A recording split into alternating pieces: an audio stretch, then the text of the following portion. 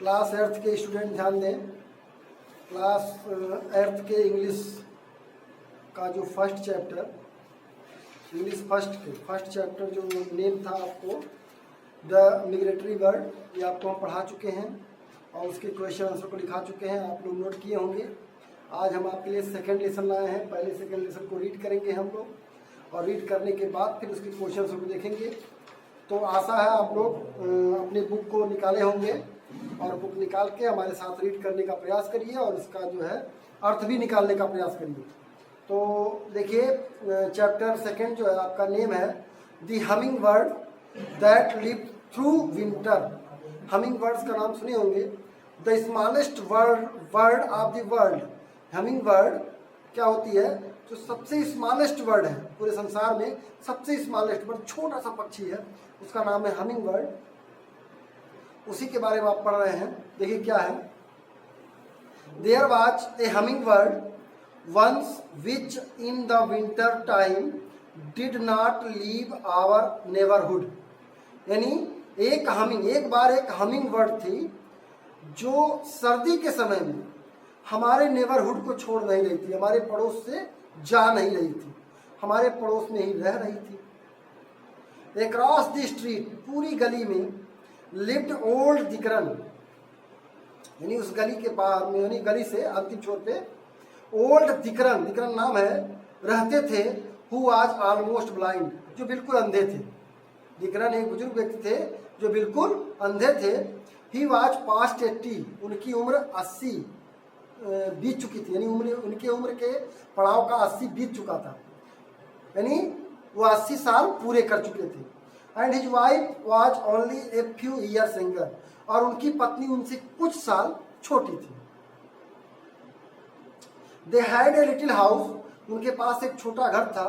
That was at neat inside, जो अंदर उतना ही साफ सुथरा था as it was ordinary outside, जितना बाहर से वो असाधारण था।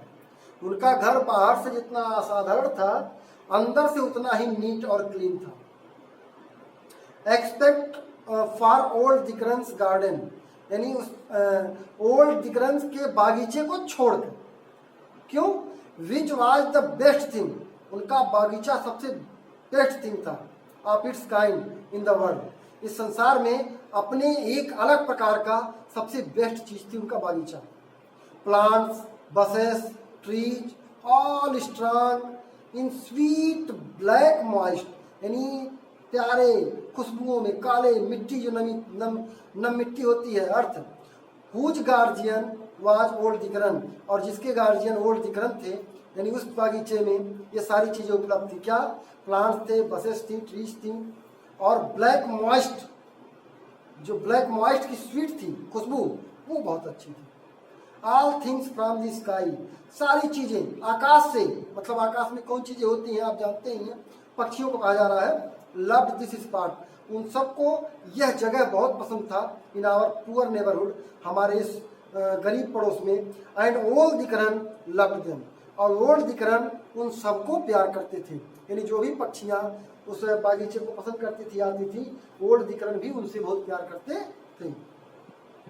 वन फ्रीजिंग संडे, एक फ्रीजिंग संडे में, मतलब ऑलमोस्ट इतना कोल्ड था, इतनी ठंड थी, लग रहा था कि हाथ पैर नम फ्रीज हो जाएंगे।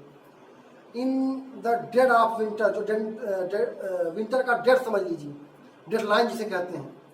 वेर आई कम होम, जब मैं घर आया, फ्रॉम संडे स्कूल से, आई सा ओल्ड दिकरन, मैंने ओल्ड दिकरन को देखा, standing in the middle of the street, जो गली के बीच में खड़े थे। Trying to distinguish,